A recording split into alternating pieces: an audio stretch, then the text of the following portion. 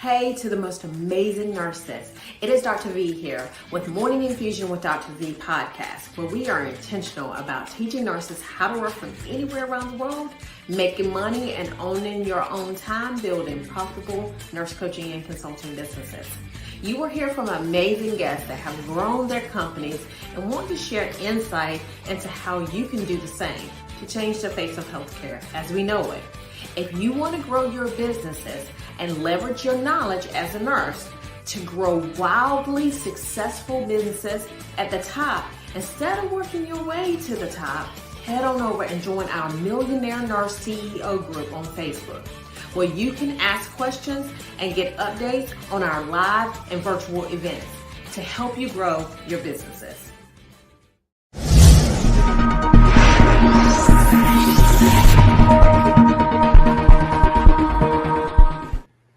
So, hi, good morning, everyone. So, first of all, I would like for you to like, share, comment, subscribe to the podcast so that we can get the word out to all the nurses who are amazing. So, this morning we have Miss Michelle Gordon, okay? So, let me tell you something. What I love about Michelle, first of all, she has a beautiful accent, but that is because she is from Australia. Okay, so it is a day ahead on another day in her part of the world. So anyway, so she decided to join us this morning. So Michelle, tell us who you are in your own words. Hello, and thank you for having me. Yes, I'm a nurse of 26 years, wildly passionate about everything that I do and put my heart into, and I'm highly intuitive. So, yay. Yeah, I'm also a mum of 3 children. 3 children. So now when you say you're highly intuitive, tell us a little bit more about that. Yeah, I have had this, I guess, intuitive sense for the longest time and had ignored it for so long as I was growing up. And this really came about, I guess, in my years of nursing, and that nurse's gut feeling and that nurse's knowing was something that I was like pushing aside for probably, for the longest time. And after my burnout journey, which happened 6 years ago, I had a really big transformation, and that transformation really helped me to I guess trust that intuition that I have that's so innate. And yeah, now I really use that for my advantage in all aspects of my life, including my business now. So yeah. I love it. I love it. I love it. Okay, now tell me, because I always ask this because all of us, me, okay, I'm just talking about me here. I never wanted to be a nurse. Okay, so tell me, how did you even start the journey? Like, did you want to become a nurse? Like, how did that work out? So I don't think I knew that it was something that I wanted to do. I've always had a caring side to me. I've always loved helping people. So that's just who I am, right? My mum very much encouraged me to go into nursing. So my mum was a nursing assistant, had worked in hospitals for many, many years. And she, I think deep down wanted to become a nurse, and for whatever happened, with family and having kids and my dad's business, she wasn't able to do that. And I feel like I was the one that stepped into that dream for her. So yeah, my mum was very much behind me going into nursing. And look, it was meant to be, and it was a path that I took, and I don't regret it. Yeah. I love it. I love it.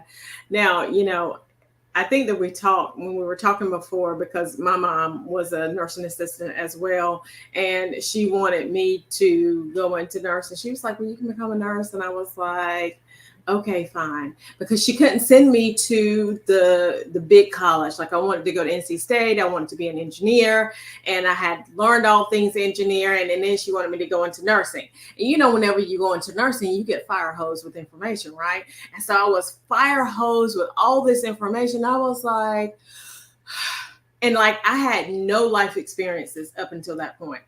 Like nothing. No, I didn't know that you had to take Tylenol for a fever, nothing, because I was incredibly healthy. I was an only child, and it was just crazy. And so I had to learn all that information. That's the reason why I became an LPN initially, because I just didn't like my GPA just wasn't high enough. And then I went back to school to get my RN degree. So I love that story, how our mamas pushed us, where they want us to go. Just go that way. Go that way. Yes, 100%. All right. So now tell me, you did mostly critical care. So did you start out in critical care?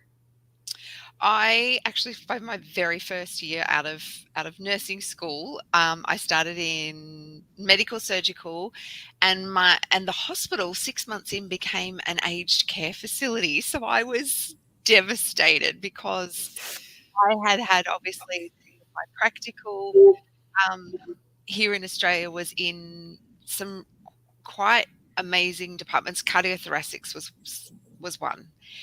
And after that, my very first year out, I did a little bit of what we call agency nursing. So you just sort of go from hospital to hospital.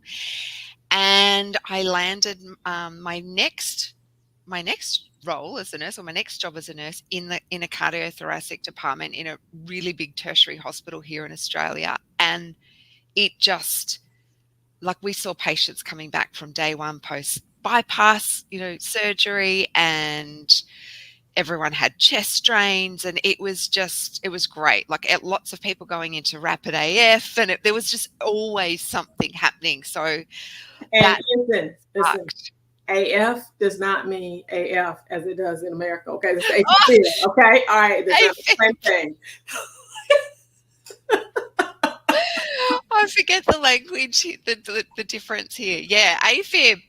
So there was so much happening, and that really sparked my desire then to explore more. So I went on and did my intensive.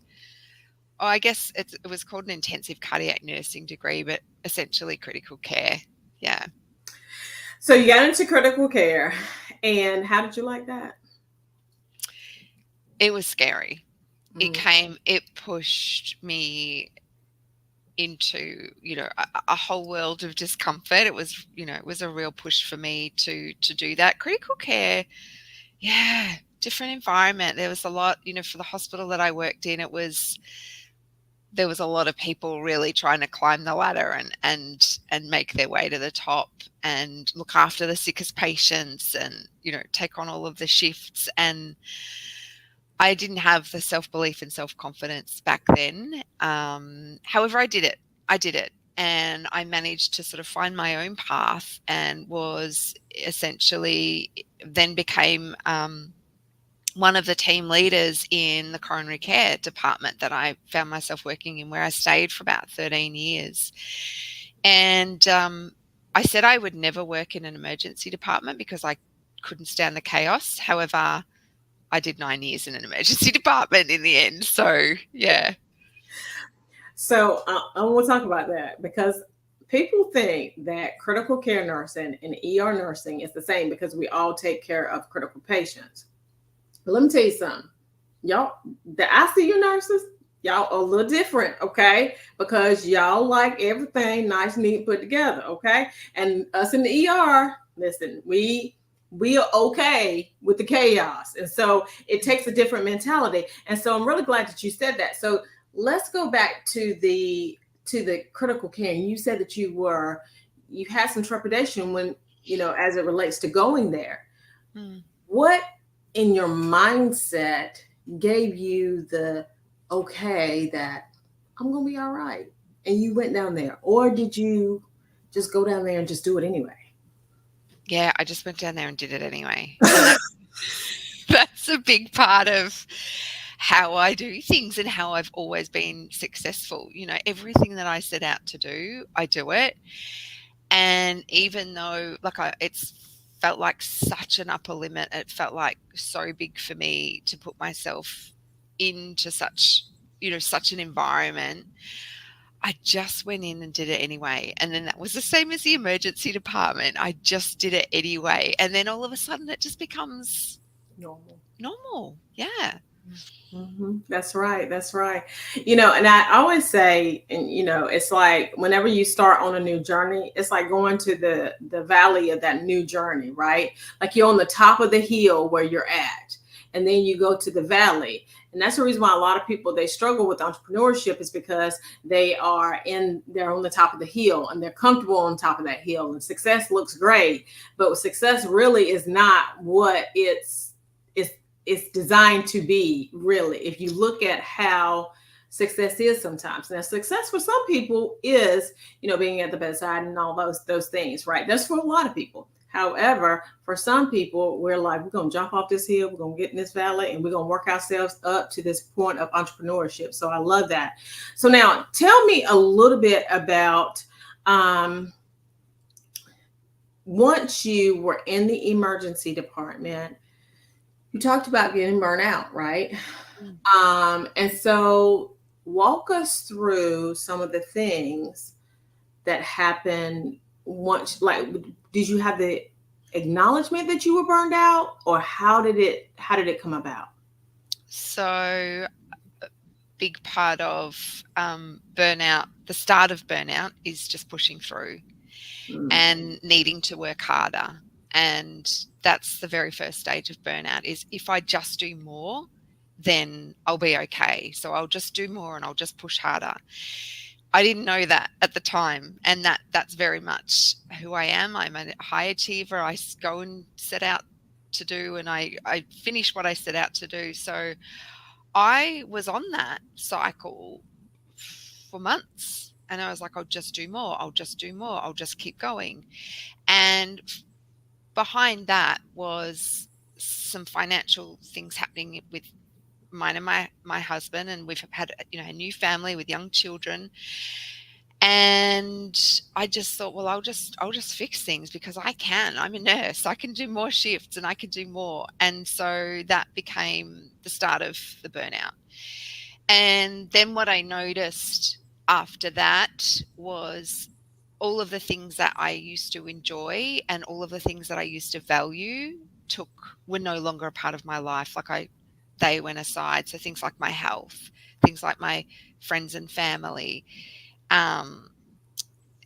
joy and happiness, like none of those things, the things that I've truly valued in my life, just took a back seat, and they were just not existent. And I really wasn't awake to it, I guess, or conscious to it until towards the end when I started drinking heavily. I was drinking alcohol at the end of the shifts. I'd come home and pour the wine, but it just became more than one wine. It was like 1, 2, 3. It got out of control. And I got really, really sick. And I realized then that I had created a problem or a relationship with alcohol that wasn't serving me. So, did you have any history of alcoholism in your family? yes. Mm-hmm.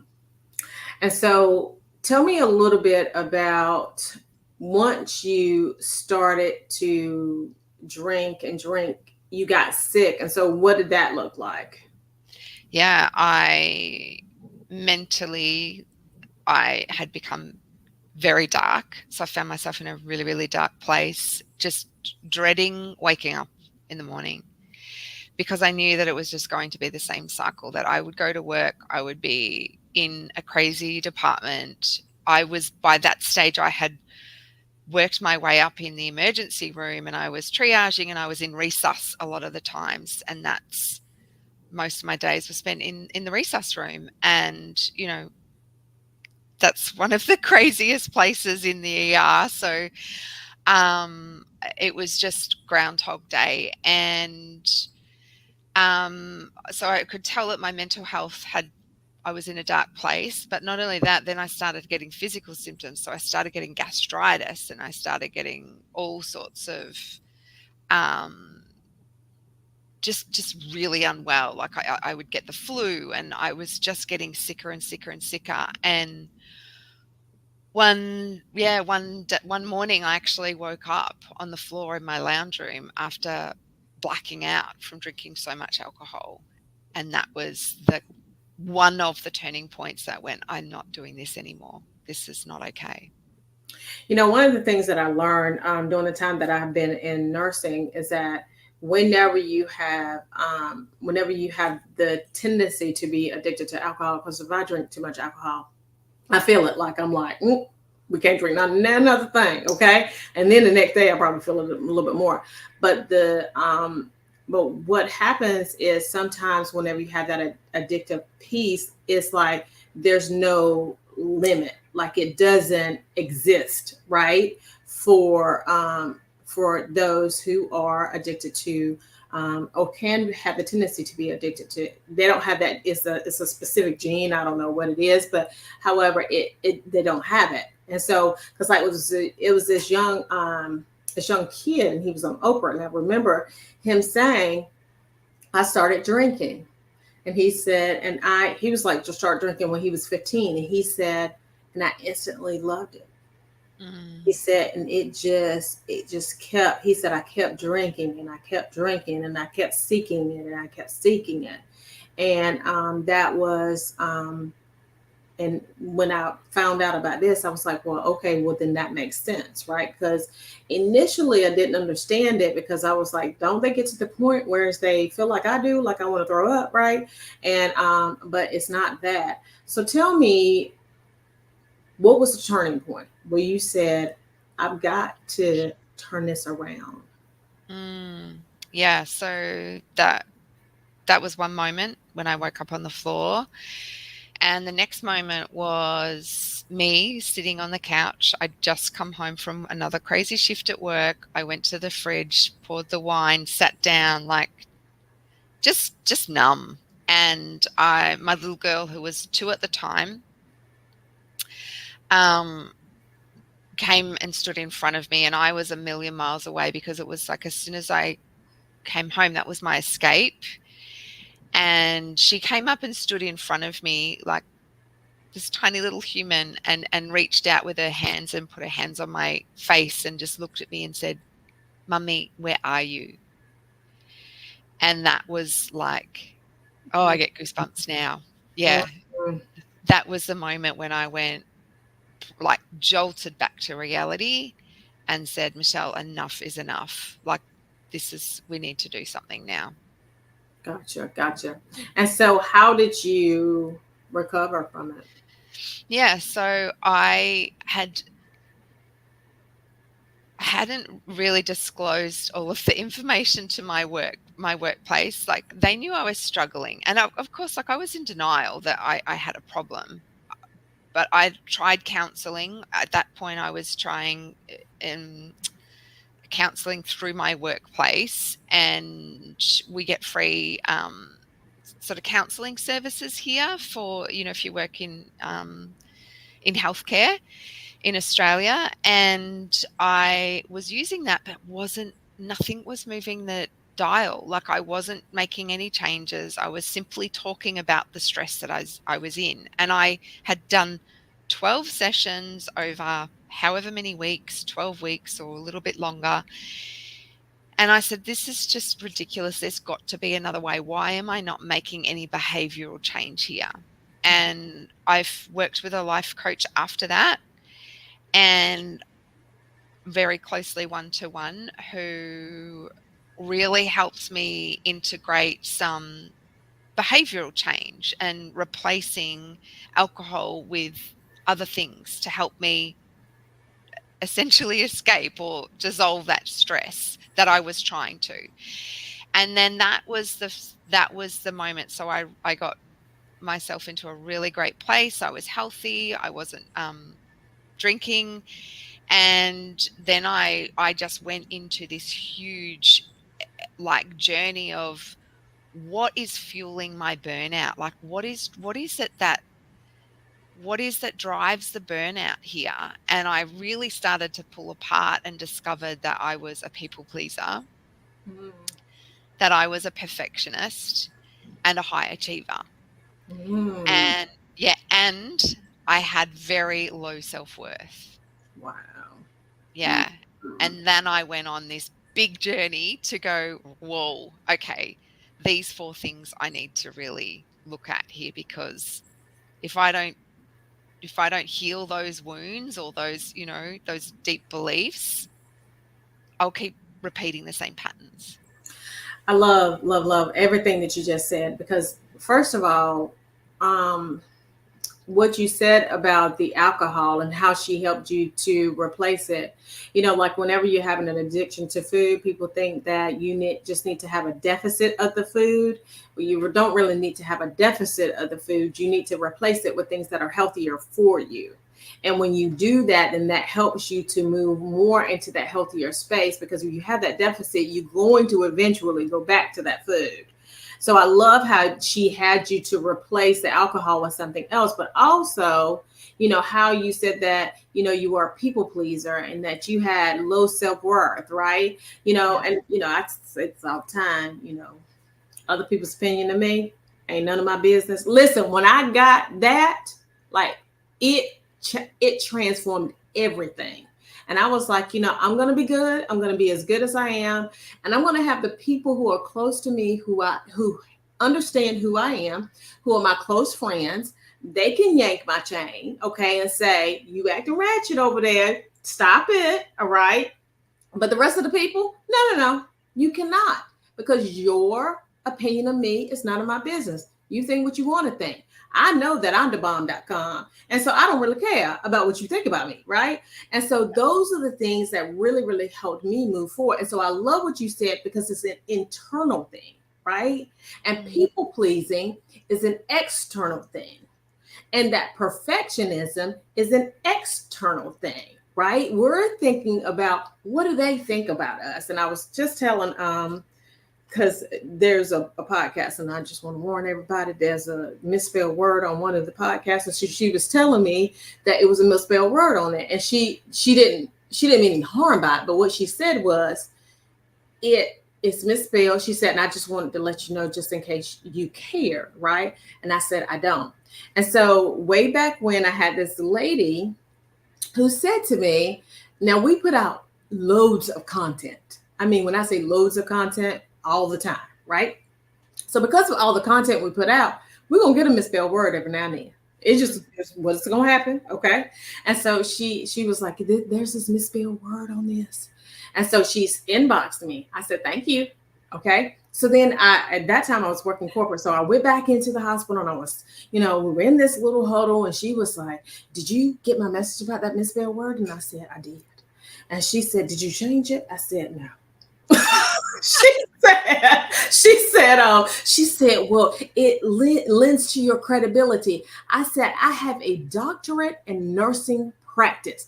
I said, I was not given this thing. I said, it ain't honorary. I said, I worked through this thing. I said, so they can think what they want to think. Okay. All right. But that one misspelled word is not going to lend to any discredit that I have. I said, so we're okay. What they say about me is none of my business. What I say about me is the most important thing. And that's one thing that I want everybody to get. And so I'm so glad that you went through that self-healing journey. So now you went through the journey, and then Mm. what happened? Because you got your own business now. So tell us about it. Yes. Yeah. So went through this huge journey, came out the other side, and I had so many of my colleagues at work reaching out to me saying, Michelle, what have you done? You're so different. You look different. You're showing up different. You're just different. Tell me, what have you done? Tell me, can you help me? And I started to help these nurses and just share with them what I was doing. And I had more and more people reaching out. And at the time, I was still working with a life coach myself. And I just had this one day, I just had this, I guess, thing come over me where I said, I want to start my own business and I want to coach people. Like, you're coaching me. I can see how coaching works, and I can see that, I had done counseling and all of that for weeks and weeks and months and had no change. And yet this had shifted. My whole life had transformed. And I said, I want to coach and I know I can help people. And my coach at the time said, yes, and you must, and you need to do this. So go. And I then set up and started learning about coaching and became certified in coaching and NLP. And I started helping people for free initially, and then I created my own course eventually, probably about 12 months later, based on my own healing journey. So every step that I took, it took me about a year to write this course of from where I was at that breaking point at stage 12 burnout to healthy, happy, and just living a really abundant life. And I documented that, created a course, and opened that up for nurses essentially who are burnt out to overcome burnout and create a life they love. I love it. I love it. I love it. And I always say that you are your best customer avatar typically, right? You Yeah. have went down that transformation journey and you understand what it is. And so you understand what their feelings are at that time. I love, love, love that. So tell us some of just maybe two things that can help you with burnout as a nurse. Yeah, two things. So taking radical responsibility is number one.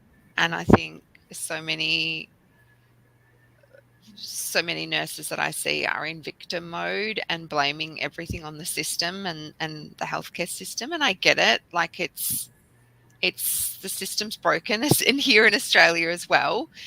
Um, but what you can do is you can work within that system if you're aligned with your values and what's important to you. And that's what I did. So I'm not nursing in full time anymore. I've left the ED to focus on my business. But those last 4 or so years that I was there, I loved it. I was in such a different place. I wasn't a victim to that place anymore. I made nursing work for me. So essentially I took radical responsibility. I wasn't going to be a number in that system anymore. I was in control of when I wanted to work, how I wanted to work, what that looked like for me. And I went in and gave my all, and then I separated myself. So that was number one. And number two is like slowing down, because when you're in burnout, you're on that hamster wheel to keep going and push through and keep going, and you have to slow down to speed up. And that's what eventually happens. If you slow everything down, you can gain more clarity. You can really stop and look at all of the things in your life that are no longer serving you, and that allows you to create the space to do that. A lot of people don't want to do that because it's scary to stop. Mhm. Yeah. That's really good. That's really good. I was in that place as well. That place of, I know that there's something different. And I think that when I was in that space, when you say take accountability and not playing the victim, right? You always play the victim because you don't think that there's something else. But it was once my eyes was open to something else, then it was game changing. And I Yeah. was like, nah, just because I'm a nurse does not mean that I need to work in this space, in this capacity, doing this thing, right? I can move to where I need to be. The next thing that you talked about is slowing down. That's one thing that I tell people all the time in the morning. Like I used to roll out of bed. I used to take a shower. That's how I woke up and then Yeah. roll, right? Yes. But now it's roll out of bed, read a scripture, pray. Me and God Yes. have this conversation with each other every morning. I'd be like, God, you want me to do this still? And he'd be like, yeah. And so then I Yeah. go to the gym and work out, and then I come back and then work on the business, look at my numbers because numbers are super important. So I love, love, love that slowing down Yeah. to speed up. And So, creating that space, like that's exactly how I used to go to work. I would literally get out of bed, press, snooze, snooze, snooze, mm, eventually get out of bed, guzzle a coffee, and then just hightail it into work. And of course, like our nervous system is just like adrenaline on, like, and then you get into the ER department and then there's more adrenaline, because it's just crazy. So that was just setting me up to fail. It was setting me up to just, you know, continue to dysregulate and feel so horrible. And that's exactly what I do now. The same thing is just my mornings are, I call them my miracle mornings, because I just have so much time and space to reflect and stop. And yeah, it's beautiful. I love it. I love it. I love it. Okay, so I have some rapid fire questions for you. Okay. So, what has been the most rewarding thing about nursing for you? About nursing, Hmm. the impact that I get to have on people's lives each day, or had. Yeah. I love it. I love it. Yes, I love that. What are the common misconceptions that you've seen about nursing? That it is glamorous. And it's so not glamorous. At all. Like, not at all, right? I No. mean, we see parts of your body, like, that we really didn't want to see, right? Yeah. Yeah. For sure, for sure. So now, what are you reading now? What am I reading? Hmm. Uh, what is the book? It's a money book. Money Oh, book. it's the problem is, I think it's the problem is not money. The problem is you. Mm, That's, mm, yes. mm. Let me find it. It's really cool. Um, Money isn't the problem. You are. There you go. Someone said that I can tell how you feel about yourself based off of your bank account. Well, I didn't say it. That's what they said. Okay. All right. So now, who is a leader, living or dead, that you would like to have a conversation with? Oprah Winfrey. I, Mm, that's just so random, but she came to me because I saw a little clip of her speaking last night, and she's just has the most. She's filled with so much wisdom, and yeah, so yeah. profound. It's interesting that you said that, because the day that my eyes were open, it was the day that I was going into the emergency department, and I was rounding the little water fountain at the hospital. And I remember rounding that corner, and they said that she was a billionaire. I was like, a billionaire? Would it be? Wait a minute, what's going on here? And so I was like, and so you know how you go back into her history, because you want to say, well, she had a silver spoon in her mouth and she had all this privilege and things of that nature. And what I found out was that her mom and daddy met at an oak tree, and then her daddy just wanted to find out what Yes, was under her mama's skirt. And so he found out, and then they were never married. And then she had this childhood, which there were times when she didn't know where the food was coming from. And so I was yes, like, well, my parents were married for 62 years. And so I'm a first generation high school graduate. wow, yeah, So my mom went to the ninth grade, my dad went to the sixth grade. And so because of that, I thought that I was at a disadvantage. But the reality was that they provided a stable home. They were married for 62 years, and the whole going to church and things of that nature. So I had no excuses after that. And so yes. that is the thing that literally catapulted me into where I am now. So I love that. So now, what is your favorite movie? Limitless. Limitless. Who is it about? Limitless. I can't even remember who is in it. I'm so bad with these type of questions. It's about that secret pill that makes you like just think clearly and have just so Ah, much wisdom and intuition and ability. So this guy discovers this pill or something, and then they're keeping it under wraps because then he literally is limitless. Yeah, he has these abilities, and I'm just fascinated by it because it's like it's I'm just gonna have to go incredible. watch that. I'm gonna have to go watch that. Limitless, yeah. Limitless. Okay, now how do you define success? Defining success. Okay, so I think it's health, happiness, and abundance. And if you can tick those three things and wholeheartedly say that that is the life that I'm living, then tick success. Yeah. Right. I love it. Now, what's your life's motto? Take the leap and the universe or God will catch you. That's right. I love it. I love it. I love it. So now tell people where they can find you, Michelle. Yes, I'm on Australia, Instagram. by the way. Okay. Is she in Yeah. Australia? Okay. I'm going to come over there. I'm coming to see you, Michelle, at some point in time. So, I mean, I would love that. Okay. That would be so good. Yeah, I'm in Australia. I'm on Facebook as the Healthy Happy Nurse or Instagram at Michelle Gordon _coach. Okay. I love it. I love it. So you ladies and gentlemen, go and follow Michelle and see what her journey is like. If you want her as your coach, then you can have her as your coach. We do have our master class that's coming up. It's a master class, actually. I don't want to tell what it is because we don't know when this is coming out, but it's going to be amazing. Okay, it always is. All right, we have a good time.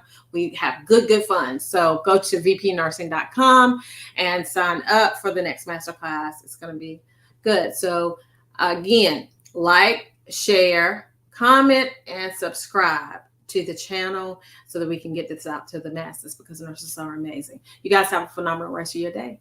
Bye-bye.